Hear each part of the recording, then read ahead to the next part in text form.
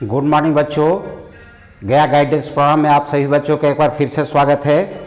अभी हम लोग क्लास 12 का क्रैश कोर्स लेकर के उपस्थित हुए हैं। आप सबको पता है कि एक ही 2 महीना में एग्जामिनेशन का मौसम आने वाला है और आप लोग को कुछ चुनिंदा सवाल जिसको कि हम लोग इकट्ठा किए हैं उसका डिस्कशन करेंगे। और आप यदि अच्छे से इसको समझ लेंगे, याद करने के साथ साथ समझ लेंगे, तो आपका मैक्सिमम क्वेश्चन जो है इस चैप्टर का सोल्व हो जाएगा। पहले भी मैं पढ़ा चुका हूँ इसको, ह्यूमन हेल्थ एंड डिजीज।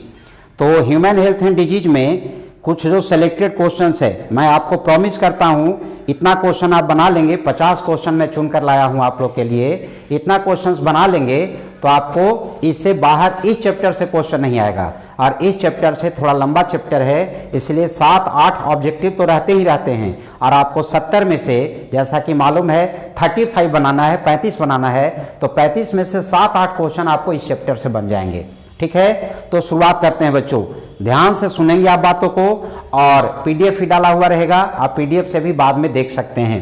देखिए बच्चों, सबसे पहले पूछता है कि pathogen that causes malaria is. तो ध्यान दीजिएगा, 2 क्वेश्चन आता है मलेरिया से कि पैथोजेन कौन है और इसका वेक्टर कौन है। बच्चे फंस जाते हैं यहीं पर। यदि पैथोजेन पूछे तो पैथोजेन होता है बच्चों प्लेज्मोडियम, और प्लेज्मोडियम के 4 स्पेसीज होते हैं। एक का नाम है प्लेज्मोडियम वाइवेक्स, एक का नाम है प्लेज्मोडियम फाल्सीपेरम, एक का नाम है प्लेज्मोडियम ओवेली, और एक का नाम है प्लेज्मोडियम मलेरी।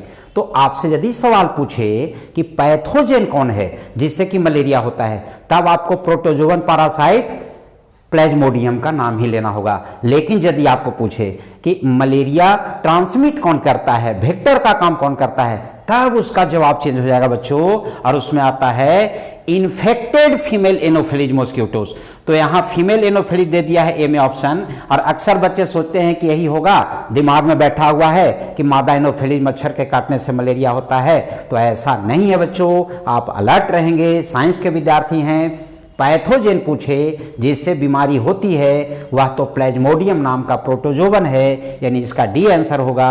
लेकिन यदि पूछे कि वेक्टर कौन है जो मलेरिया के पैथोजेन को मींस प्लेज्मोडियम को पेशेंट से हेल्दी पर्सन में पहुंचाता है, तब आपका जवाब होगा बच्चों इन्फेक्टेड फीमेल एनोफिलीज मॉस्किटोस। अगला सवाल में आते हैं, the pathogen that cause elephantiasis. आप एलिफेंटिएसिस के बारे में जानते हैं बच्चों, जिसमें पैर न मोटा हो जाता है, हाथी के पैर जैसा फूल करके मोटा हो जाता है, इसीलिए इसे हाथी पांव रोग भी कहते हैं। तो एलिफेंटिएसिस जो होता है वो हेलमिंथिक पैरासाइट के चलते होता है, जिसका नाम है बच्चों बुचेरेरिया बैनक्रॉफ्टी और बुचेरेरिया मलेई। 2 स्पेसीज है उसका भी। तो इसमें भी बच्चे गड़बड़ आ जाते हैं, सोचते हैं कि भाई एलिफेंटिएसिस यानी फैलेरिया जो बीमारी होती है वो फीमेल क्यूलेक्स मच्छर के काटने से होता है। अब बताओ बच्चों, एक टेक्निकल बात बता रहे हैं, कौन ऐसे इंसान हो जिसको कि मच्छर नहीं काटती है?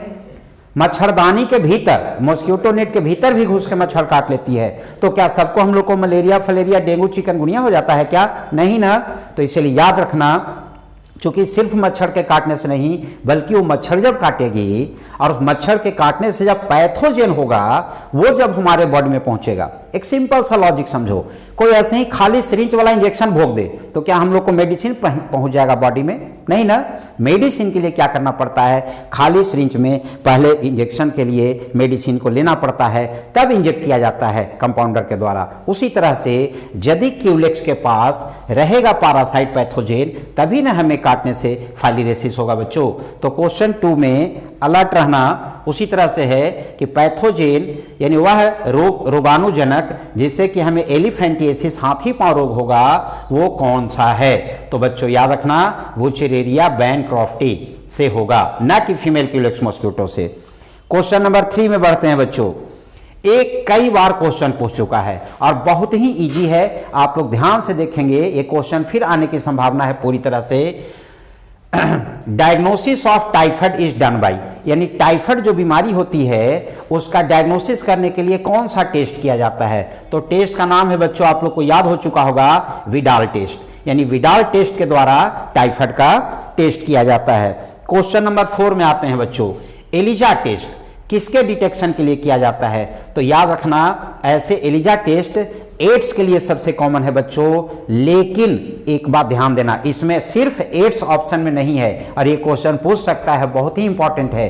तो एड्स के साथ साथ जितने भी एसटीडी हैं, सेक्सुअली ट्रांसमिटेड डिजीज और हेपेटाइटिस, ये तीनों का चेक एलिजा टेस्ट के द्वारा होता है। तो चीज से दो तरह का क्वेश्चन पूछता है बच्चों, एक तो डायरेक्ट पूछेगा कि एलिजा टेस्ट किसके लिए होता है, ऑप्शन में एक एक रहेगा, तब एड्स चुनना तुम लोग। दूसरा पूछेगा कि एड्स का डायग्नोस्टिक किसके द्वारा किया जाता है, तब आप एलिजा टेस्ट बोलना। लेकिन यदि तीसरा क्वेश्चन थोड़ा सा बदल के अपना रूप दे दे कि एलिजा टेस्ट इनमें से, चूंकि ऑप्शन के हिसाब से चुनना है ना बच्चों, तो यहां पर एड्स भी हो जाएगा, STD mean sexually transmitted disease भी हो जाएगा और हेपेटाइटिस भी हो जाएगा।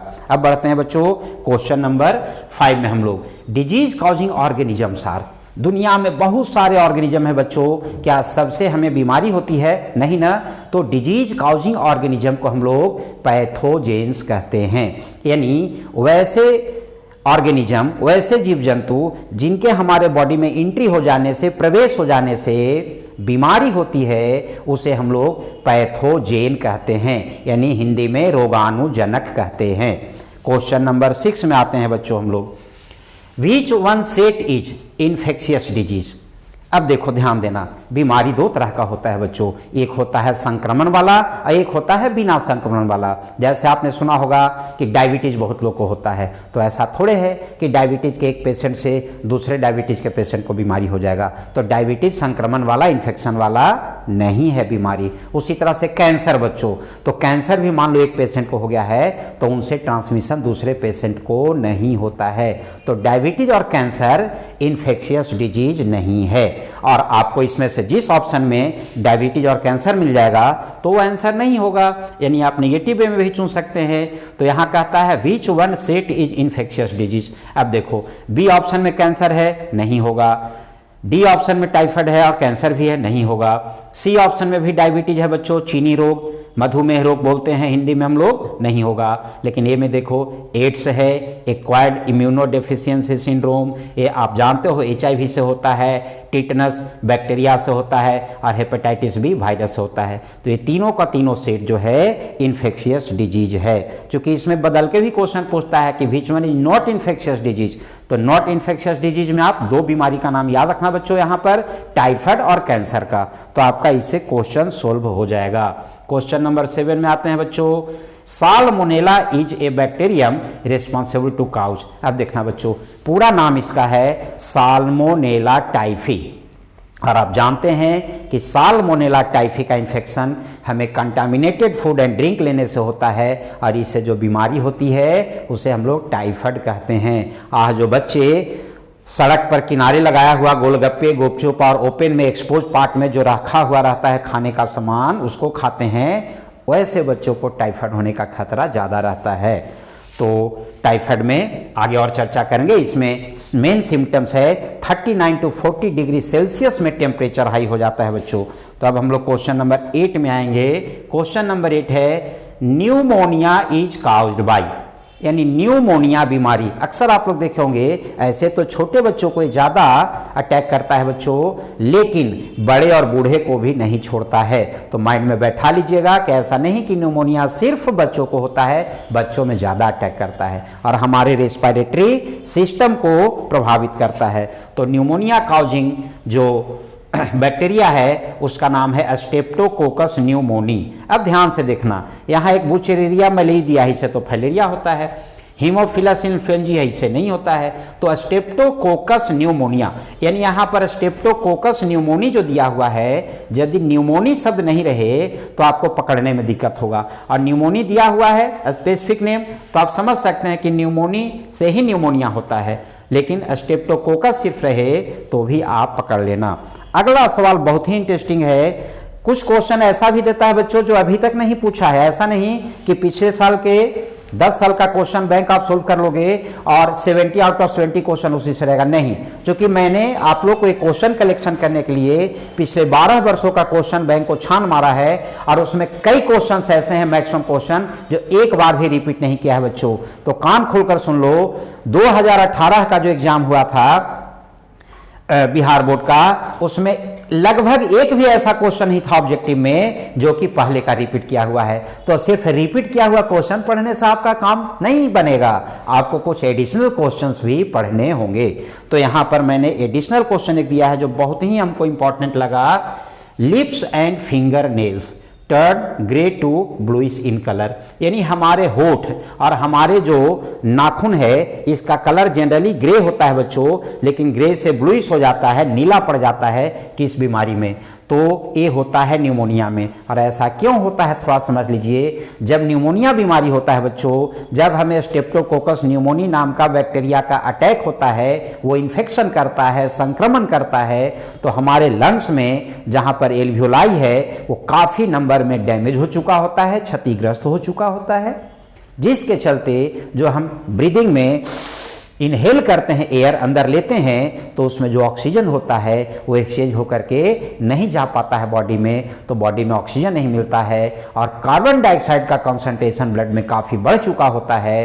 तो लिप्स का और नेल का जो कलर ब्लू हो जाता है बच्चों, वो due to high concentration of carbon dioxide और लेस सप्लाई ऑफ ऑक्सीजन। तो ये बहुत ही इंपॉर्टेंट क्वेश्चन है, इसको ध्यान से देख लेना एक बार फिर से। अगला सवाल में आते हैं बच्चों, क्वेश्चन नंबर 10 में, the viruses infect the nasal epithelium and respiratory passage but not the lungs are.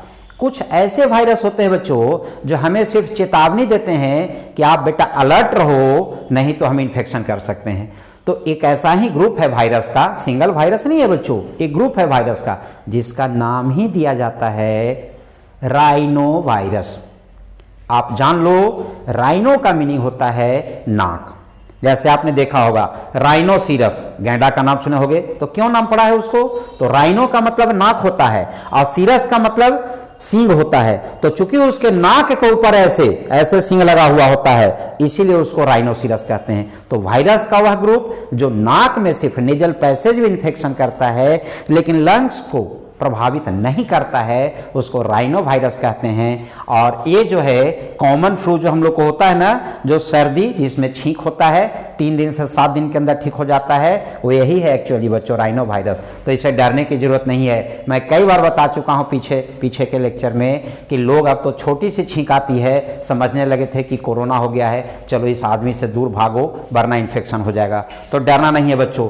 Rhino virus से आज तक कभी भी एक भी डेथ पूरे वर्ल्ड नहीं हुआ है, ठीक है ना। इसलिए राइनो वायरस सिर्फ नाक में एपिथेलियल लाइनिंग में इचिंग क्रिएट करता है, सुरसुराहट पैदा होता है और हम लोग छींकते हैं अच्छी अच्छी, लेकिन इससे मौत नहीं होता है। तो एक क्वेश्चन कॉमन बहुत अच्छा बनता है कि वह वायरस जो नाक के हमारे एपिथेलियल टिश्यू को तो प्रभावित करते हैं लेकिन कभी लंग्स तक वो नहीं पहुंच पाता है, तो उस ग्रुप को कहेंगे राइनो वायरस। और देखिए कितना कंफ्यूजिंग ऑप्शन दिया गया है, रियो वायरस, सार्को वायरस, एडिनो वायरस। तो आप कंफ्यूजन में मत पड़ना बच्चों।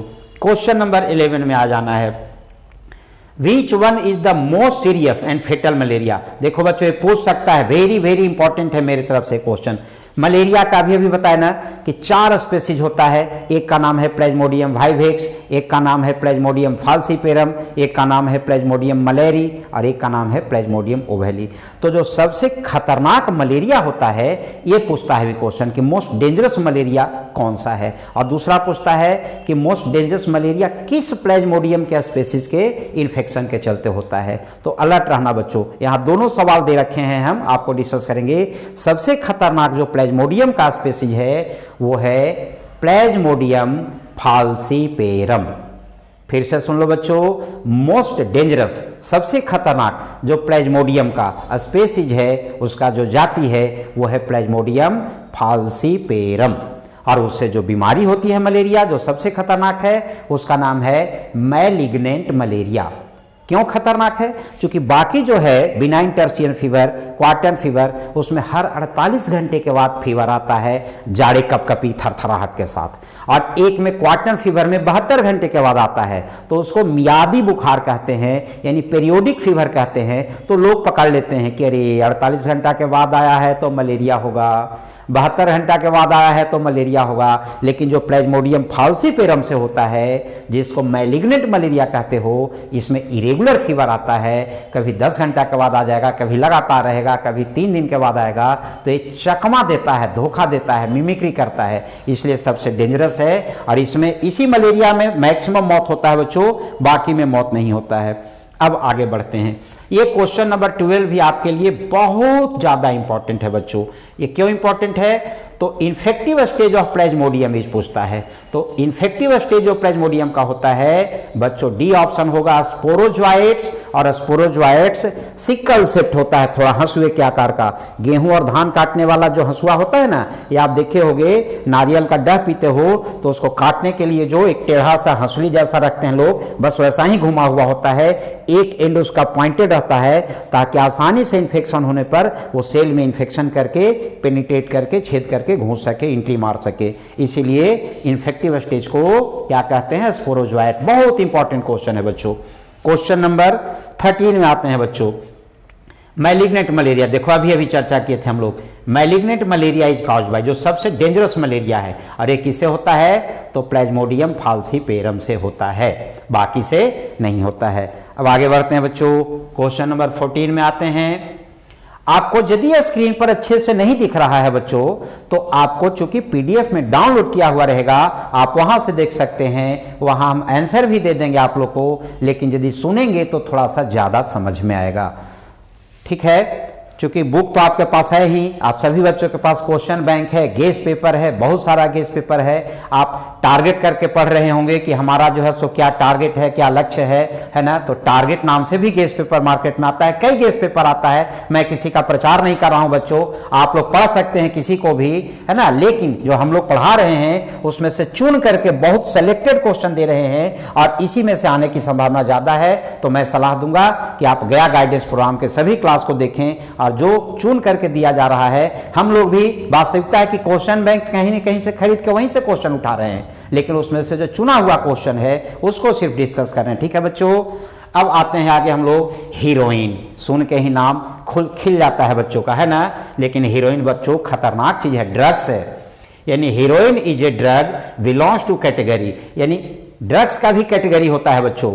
तो हीरोइन का जो कैटेगरी है वो है ओपियोइड्स, और ये जिस पौधा से निकाला जाता है उसका नाम है ओपियम पॉपी। उसका वैज्ञानिक नाम होता है बच्चों पापावर सोमनीफेरम। कितना प्यारा नाम है, पापा का नाम अटैच है उसमें, पापावर सोमनीफेरम। तो याद रखिएगा, यानी ओपियम पॉपी, है ना। पापी भी है, ओपियम पॉपी, जो इसको लेगा वो पापी है, ओपियम पॉपी। याद करने के लिए बोल रहे हैं, अदर वे में मत लेना। ओपियम पॉपी नाम है, जिसका साइंटिफिक नेम है पापावर सोमनीफेरम, और उसी से ड्रग्स प्राप्त किया जाता है जिसका ग्रुप है ओपियोइड्स, और प्यारा सा नाम है हीरोइन। ठीक है, आगे बढ़ते हैं बच्चों। क्वेश्चन नंबर 15 में बहुत सिंपल और कॉमन क्वेश्चन है, इस बार आने की उम्मीद है। एमएबीएसिस इज कॉज्ड बाय, एमएबीएसिस को हम लोग डिसेंट्री भी बोलते हैं, लूज मोशन भी बोलते हैं, आँव पड़ना भी बोलते हैं। आप लोग देखे होंगे कि कभी कभी सुबह सुबह उठे और बाथरूम में गए, वहां से लौटे 5 मिनट के बाद फिर बाथरूम में गए, फिर लौटे 10 मिनट के बाद फिर बाथरूम में गए, यानी दिन भर में बोलते हो ना कि क्या कहें, हमको तो 8-10 बार लूज मोशन हो गया। तो लूज मोशन का कई कारण है बच्चों, ऐसा नहीं, वायरल भी लूज मोशन होता है, बैक्टीरियल भी लूज मोशन होता है, लेकिन वो बहुत आगे आपको पढ़ना। जो आपको क्वेश्चन आएगा उसमें सिर्फ यही एक पढ़ना है सिलेबस में, इसलिए सिर्फ सिलेबस से देता है। तो amoebiasis is caused by entamoeba histolytica, जिसका डी ऑप्शन होगा। आगे बढ़िए। Rupture RBC of malaria patient release a toxic matter, यानी जब हमें इन्फेक्शन होता है ना बच्चों प्लाज्मोडियम का, तो आरबीसी, जो ब्लड का आरबीसी है, रेड ब्लड कार्पोसल्स, उसमें अटैक करता है और खूब खाता है, हीमोग्लोबिन के ग्लोबिन को खा जाता है और हीमा पार्ट को जहर में बदल देता है। उस जहर का नाम होता है हीमोजोइन। ठीक है, तो आरबीसी के रप्चर होने से जो जहर बाहर निकलता है, उस जहर का नाम, टॉक्सिक मैटर का नाम है हीमोजोइन, और वही हीमोजोइन हमारे ब्लड के प्लाज्मा में रहने वाले एंटीबॉडी के साथ रिएक्शन करता है, और जो सिम्टम्स होता है मलेरिया का, फीवर विथ चिलनेस, इसी के चलते आता है। तो नेक्स्ट क्वेश्चन में बढ़ते हैं बच्चों हम लोग। Question number 17, parasite of which one disease are transmitted through mechanical carrier. ध्यान देना बच्चों, वेक्टर और कैरियर में डिफरेंस होता है। वेक्टर वो होते हैं जो पैथोजन को अपने बॉडी के अंदर रहता है और उसके काटने से फैलता है, लेकिन मैकेनिकल कैरियर वो होते हैं जो अपने शरीर के चारों तरफ पैथोजन को लिपटाए हुए चिपकाए हुए रहते हैं और उससे फैलता है। जैसे मक्खी हो गया, तिलचट्टा हो गया, तो ये सब यदि कहीं गंदा फीकल मैटर पे बैठा है तो उसके पूरे बॉडी में फीकल मैटर चिपक जाएगा और उस फीकल मैटर में मान लो कि पैथोजेंस है तो पैथोजेंस भी चिपक जाएगा। और घर में देखते हैं ना, खाते पीते हैं तो आके मक्खी लगने लगती है, खाना रख के चले जाओ कहीं तो उस मक्खी को या तिलचट्टा को हम लोग मैकेनिकल कैरियर कहते हैं बच्चों। और एक बात कान खोलकर सुन लो, जितना भी कंटामिनेटेड फूड एंड वाटर से इंफेक्शन होता है वो सभी का मैकेनिकल कैरियर के द्वारा ही ट्रांसमिशन होता है। फिर से सुन लो, जितने भी, जैसे typhoid contaminated food and water से, एस्केरियोसिस कंटामिनेटेड फूड एंड वाटर से, एमेबियासिस कंटामिनेटेड फूड एंड वाटर से, यानी दूषित भोजन और जल से, तो जितने भी दूषित भोजन और जल से होता है इन्फेक्शन, सबका मैकेनिकल कैरियर ही होता है, वाहक होता है जो पहुंचाता है भोजन को, पानी को दूषित करता है। आगे बढ़ते हैं बच्चों, एड्स वायरस के पास जेनेटिक मटेरियल क्या होता है? बड़ा यूनिक क्वेश्चन है बच्चों, कई बार पूछा है, आगे भी पूछता रहेगा। तो इसके पास सिंगल स्ट्रैंडेड आरएनए होता है। क्योंकि आरएनए डीएनए आप जब पढ़ोगे मॉलिक्यूलर बेसिस में तो सिंगल स्ट्रैंडेड और डबल स्ट्रैंडेड, तो यहां पर एचआईवी के पास यानी ह्यूमन इम्यूनो डेफिशिएंसी वायरस के पास आरएनए होता है, याद रखना। इसीलिए इसको जो ग्रुप ऑफ वायरस है रेट्रोवायरस है और इसमें जो जेनेटिक मटेरियल आरएनए होगा वो सिंगल स्ट्रैंडेड होगा। नेक्स्ट बढ़ते हैं बच्चों, इम्यूनिटी एक्वायर्ड आफ्टर इन्फेक्शन, यानी एक इम्यून सिस्टम हमारे बॉडी में बचपन से होता है और एक होता है जब इन्फेक्शन होता है तब। तो इन्फेक्शन के बाद जो इम्यून सिस्टम हमारे बॉडी में डेवलप करता है ना बच्चों, उसको हम लोग क्या कहते हैं? Active immunity. यानी जो इम्यून सिस्टम हमारे बॉडी में एक्वायर्ड होता है, तो एक्वायर्ड इम्यूनिटी का एक टाइप है एक्टिव इम्यूनिटी। ठीक है बच्चों। उसके बाद आते हैं आगे, डाईएसिटाइल मॉर्फिन। सच माने में डाईएसिटाइल मॉर्फिन केमिकल नेम है उसी ड्रग्स का जिसका जिक्र मैंने 2 मिनट पहले किया था, यानी हीरोइन। यानी डाईएसिटाइल मॉर्फिन हीरोइन ही है बच्चों। आगे बढ़ते हैं, एंटीबॉडीज, यानी एंटीबॉडी जो होते हैं वो होते क्या है एक्चुअली, जो हमारे ब्लड में बनता है इन्फेक्शियस एजेंट के अगेंस्ट, तो वो एंटीबॉडी प्रोटीन का बना होता है बच्चों। लेकिन आपको यदि प्रोटीन ऑप्शन में नहीं देखता आप क्या करोगे?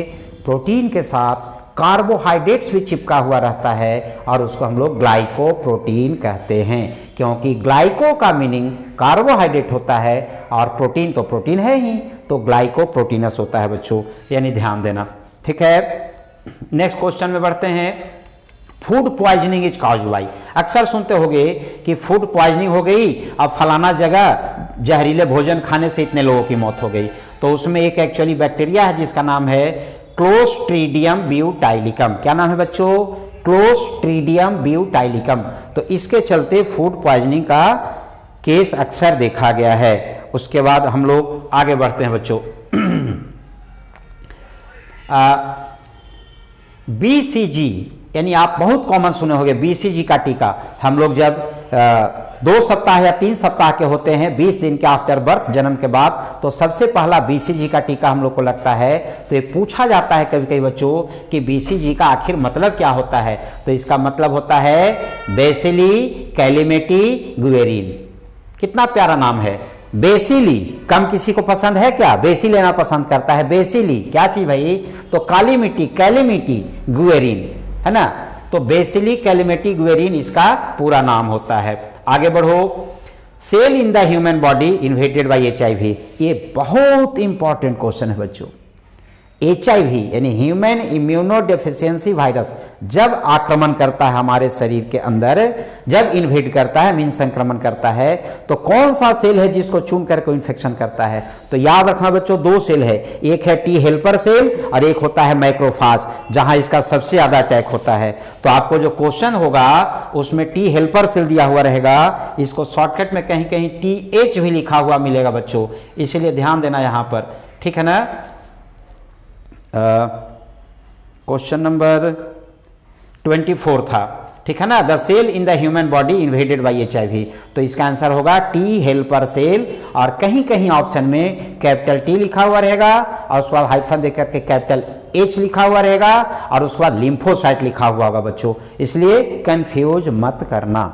T हेल्पर सेल को TH लिम्फोसाइट भी लिखा हुआ रहेगा। तो आप अलर्ट रहेंगे तभी क्वेश्चन बनेगा, क्योंकि साइंस खिलवाड़ नहीं है, आप अलर्ट नहीं रहेंगे तो गड़बड़ कहावत हो जाएगा, सावधानी हटी और परीक्षा में नंबर कटी, दुर्घटना काहे को घटी। अब आगे बढ़िए 25 में, central drug research institute is situated in, याद रखना बच्चों ये लखनऊ में है, यानी CDRI central drugs research institute आपको दूसरे चैप्टर में ही पढ़ना है, यहां भी पढ़ना है लखनऊ। आप लखनऊ याद रखेंगे तो ये क्वेश्चन बन जाएगा आपसे। उसके बाद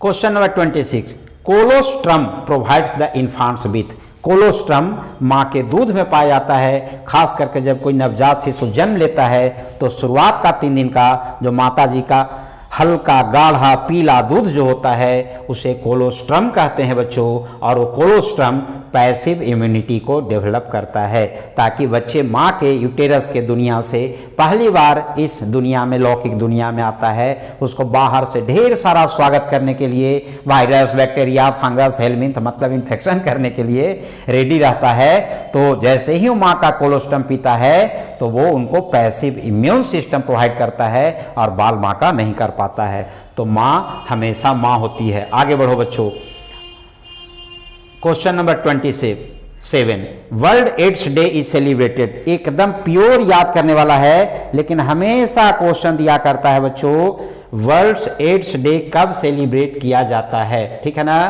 तो आपको याद रखना है 1 दिसंबर को विश्व एड्स दिवस के रूप में मनाया जाता है।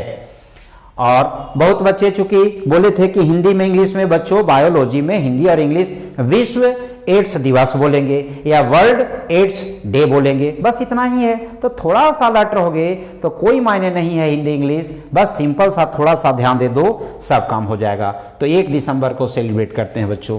क्वेश्चन नंबर 28 में आ जाइए, athletes foot disease in human is caused bye, तो ये जो है एक्चुअली फंगस से होता है, यानी एथलीट्स फुट डिजीज जो होता है उसमें जो है इचिंग होता है फिंगर के बीच में, टो के बीच में, बहुत क्या कहें हम इसको, नचनी, खखोरनी, भभोरनी बहुत होता है, ठीक है ना, एकदम ठेठ भाषाएं बोल रहे हैं, इससे ठेठ भाषा बोल ही नहीं सकते हैं, ठीक है ना। तो उसमें जो है फंगस से इन्फेक्शन होता है। अब आगे बढ़िए, ये भी बहुत इंपॉर्टेंट क्वेश्चन है, सबसे पहला एड्स का पेशेंट पूरे दुनिया में कहाँ रिपोर्ट किया गया था। बच्चे कंफ्यूजन में इंग्लैंड लगा देते हैं, नहीं बच्चों USA में, ठीक है ना, यानी USA में सबसे पहला पेशेंट जो है रिपोर्ट किया गया था किसका, तो एड्स का। अब क्वेश्चन नंबर 30 में आइए बच्चों, LSD स्टैंड फॉर, ये पूछता है बच्चों, LSD एक प्रकार का ड्रग्स है, ठीक है ना, और इसका इस्तेमाल अक्सर जनरली जब ऑपरेशन होता है तो उस समय इस्तेमाल किया जाता है पेन किलर के रूप में। तो LSD के बारे में जान लो, LSD का फुल फॉर्म आपसे पूछेगा सिर्फ lysergic acid di ethyl amide. तो देखो कितना कंफ्यूजिंग दिया हुआ है, लाइजिंग डाई इथाइल गलत, लाइजिंग डाई मिथाइल गलत, लाइसर्जिक एसिड ए में है लाइस सर्जिक एसिड डाई इथाइल एमाइड, आप याद रखना। तो ये भी बहुत इंपॉर्टेंट क्वेश्चन है। क्वेश्चन नंबर 31 में आ जाओ, ये जो हमारा पसीना निकलता है बच्चों, ये हमारे आंख से आंसू निकलता है, ये जो हमारे मुंह से सैलिवा निकलता है, जो बताए थे बहुत सारे लोग गुटखा खाने वाले थू थू दिन भर करते रहते हैं, ये सीबम जो है, ये गैस्ट्रिक जूस जो हमारे स्टोमक निकलता है, ये सब के सब हमारा बच्चों फिजियोलॉजिकल बैरियर बनाता है और हमारे बॉडी में पैथोजेन का यानी रोग उत्पन्न करने वाले जीवाणु विषाणु को सेल के अंदर घुसने नहीं देता है, यानी ये बॉडीगार्ड की तरह काम करता है। इसलिए हमारा पसीना भी बहना बहुत जरूरी है, क्योंकि हमारे इम्यून सिस्टम को बनाता है। कभी कभी आंख से आंसू भी झलकना जरूरी है ना, सुने थे ना, आंख का आंसू झलकता देखकर जी तड़प करके हमारा रह गया, तो नहीं तड़पना है। आंख का आंसू कभी कभी महीना में एक दिन रो लिया करना बच्चों, रोने से मन हल्का होता है ना, जितने भी इन्फेक्शियस एजेंट हैं आंख से सब बाहर चला जाता है। तो याद करने के लिए बोल रहे हैं, ये जो है सो फिजियोलॉजिकल बैरियर है, हमें इम्यून सिस्टम देता है।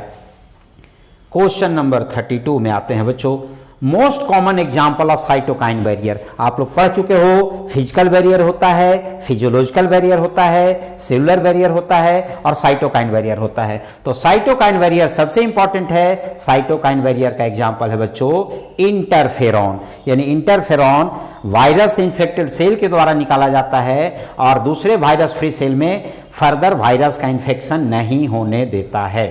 एंटीबॉडी रिलेटेड टू एलर्जी, देखो बेटा एलर्जी को थोड़ा सा स्लो में बोलो, एलर्जी, एलर्जी, तो लास्ट में क्या उच्चारण आ रहा है, ई, यानी एलर्जी से लड़ने वाला जो एंटीबॉडी होता है वो उसका नाम ही है आईजीई, यानी एंटीबॉडी ई। अब आईजी से क्यों इंडिकेट करते हैं? आईजी का मतलब होता है इम्यूनोग्लोबुलिन, जो हमारा एंटीबॉडी बनाने में मदद करता है बच्चों। तो आगे बढ़ते हैं क्वेश्चन नंबर 34 में, vaccination for polio is the example of. देखो ये जो वैक्सीनेशन होता है पोलियो का, जब हम लोग ले लेते हैं बच्चों पोलियो का वैक्सीन, तो हमारे बॉडी में उसके खिलाफ इम्यून सिस्टम एक्वायर्ड हो चुका होता है, पहले से तो होता नहीं है, इसलिए इसका आंसर होगा पोलियो का वैक्सीन एक्वायर्ड इम्यूनिटी का एग्जाम्पल होगा। अब आते हैं बच्चों हम लोग क्वेश्चन नंबर 35 में, वैक्सीन ऑफ हेपेटाइटिस बी, बहुत इंपॉर्टेंट क्वेश्चन है बच्चों, पूछता है, जो कि रिकॉम्बिनेंट डीएनए टेक्नोलॉजी यानी बायोटेक्नोलॉजी का जैव तकनीक का एक ब्रांच है, उसमें फंगस से, अब फंगस का एग्जांपल यहां क्या दे रखा है, ईस्ट, वो वाला ईस्ट नहीं, ईस्ट और best, India is the best, east है YEAST यानी फंगस। तो वैक्सीन जो हेपेटाइटिस बी का बनता है बच्चों, वो ईस्ट से तैयार किया जाता है। क्वेश्चन नंबर 36 में आते हैं बच्चों, एक्स एगरेटेड यानी अधिक भड़काऊ, यानी हाइपर सेंसिटिव, यानी बहुत हाइपर टेंशन वाले, हाइपर रिएक्शन करने वाले। कभी कभी आप लोग देखे होंगे कि किन्हीं को एक छोटा सा बात बोलो एकदम एक्शन में आ जाते हैं तुरंत। तो हमारे बॉडी में भी कभी कभी कुछ बाहर से मटेरियल जब इन करता है ना बच्चों, तो हमारा immune system hyper sensitivity show करता है, अधिक भड़काऊ बिहेवियर करता है, बहुत ही झगड़ालू प्रवृत्ति का हो जाता है। तो ऐसे कंडीशन को हम लोग क्या कहते हैं, एलर्जी कहते हैं बच्चों।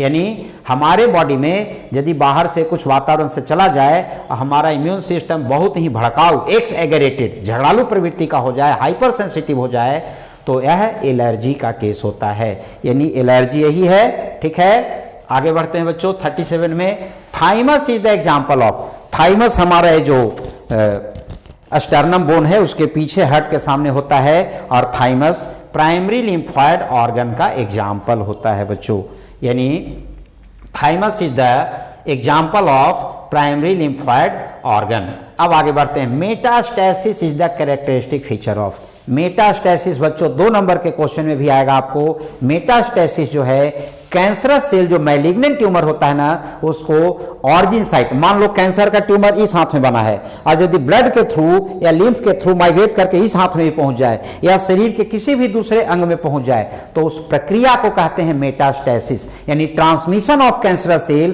From origin site to other part of the body is called metastasis. और मेटास्टेसिस किस कैंसर के ट्यूमर का गुण है, मैलिग्नेंट ट्यूमर का है। तो आपका एक क्वेश्चन हो गया, metastasis the characteristic feature of, तो हो जाएगा बच्चों मैलिग्नेंट ट्यूमर, यानी मैलिग्नेंट ट्यूमर का एग्जांपल है ये। ठीक है, क्वेश्चन नंबर 39 में आइए, कैंसर पूछता है बच्चों कि जो हमारे एपिथेलियल टिश्यू में कैंसर होता है उसे क्या कहते हैं। तो एपिथेलियल टिश्यू में जो कैंसर होता है उसको कार्सिनोमा कहते हैं। और अगला क्वेश्चन 40 है फिर बच्चों, जो हमारे कनेक्टिव टिश्यू का कैंसर होता है उसको हम लोग सारकोमा कहते हैं। याद रखिएगा, सारकोमा या कार्सिनोमा, इस तरह से टर्म अंतिम में लगा हुआ है ना कोमा, तो समझिए कि वो कैंसर का एग्जाम्पल है। तो कैंसर एपिथेलियल टिश्यू का कार्सिनोमा कहलाएगा, कैंसर कनेक्टिव टिश्यू का सारकोमा कहलाएगा। ठीक है ना।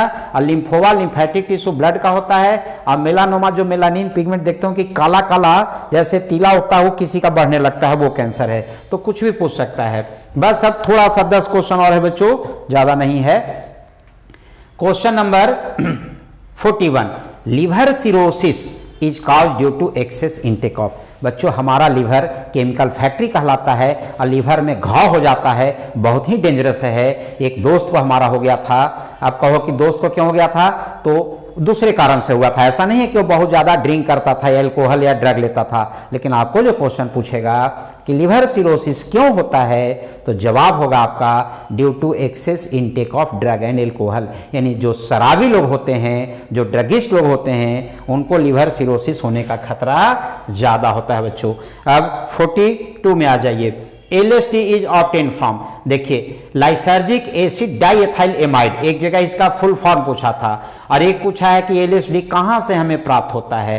तो एक फंगस है बच्चों जिसका नाम है क्लेविसेप्स परपेरिया। क्या नाम है? क्लेविसेप परपेरिया। इसी फंगस से प्राप्त किया जाता है। अब जो है सो अगला क्वेश्चन फिर कैंसर से है। Question number 43, cancerous cell lost the property of, यानी कैंसर के सेल में कौन सा ऐसा गुण है जो खो जाता है। तो ध्यान देना बच्चों, कैंसर का ट्यूमर जो होता है साइट ऑफ ऑरिजिन, जहां उत्पन्न होता है ना, वहां से फैल के पूरे शरीर के दूसरे टिश्यू पर भी अटैक कर देता है, धावा बोल देता है, और वहां का न्यूट्रिएंट्स को गेन करने लगता है, उसके जगह को भी कब्जा कर लेता है। तो इसको कहते हैं कि कैंसर से lost the property of contact inhibition. Contact inhibition का मतलब होता है, आप भी कहीं जाते होंगे ऑटो में बैठ के, बगल में कोई और बैठी हुई होती हैं और टच करते हो तो बगल में हट जाते हो कि सॉरी, लेकिन यहाँ कैंसर का सेल नो सॉरी, कभी सॉरी नहीं कहता है, और इस गुण को कहते हैं कॉन्टेक्ट इनहिबिशन। तो कॉन्टेक्ट इनहिबिशन के गुण को एक खो बैठता है और दूसरे को अटैक करता है, दूसरे को भोजन पानी सब छीन लेता है बच्चों। तो cancer cell lost the property of contact inhibition process. ठीक है, अब आगे बढ़ते हैं 44 में। Which one disease is spread by contaminated drinking water? तो अभी बताया था आपको कि कंटामिनेटेड फूड और ड्रिंकिंग वाटर से जितना भी मोनोजेनेटिक पैरासाइट है, जैसे एंटमीबा हिस्टोलाइटिका, जिससे कि हम लोग को लूज मोशन होता है, मेविक डिसेंट्री होता है। आपको बताया अभी टाइफाइड, साल्मोनेला टाइफी, इसका भी इन्फेक्शन इसी से होता है। एस्केरिस का अंडा, एस्केरियोसिस, जो हेलमिथ से बीमारी होता है बच्चों, एस्केरिस लुब्रिक्वाट से, उसका इन्फेक्शन। तो इस सब का कंटामिनेटेड ड्रिंक से होता है। अब यहाँ पर ऑप्शन के हिसाब से चुनना है आपको। काला जार तो प्रोटोजोवन से यानी इन्फेक्शन से होगा। फाइलेरिया तो बुचेरेरिया यानी इन्फेक्शन होगा, जिसमें इन्फेक्टेड फीमेल क्यूलेक्स काटेगी। मलेरिया आप जान ही गए, जिसमें इन्फेक्टेड फीमेल एनोफिलिस काटेगी और प्लाज्मोडियम से होगा। टाइफाइड है जो कंटामिनेटेड वाटर के लेने से होता है। अब क्वेश्चन नंबर 45 में आ जाइए।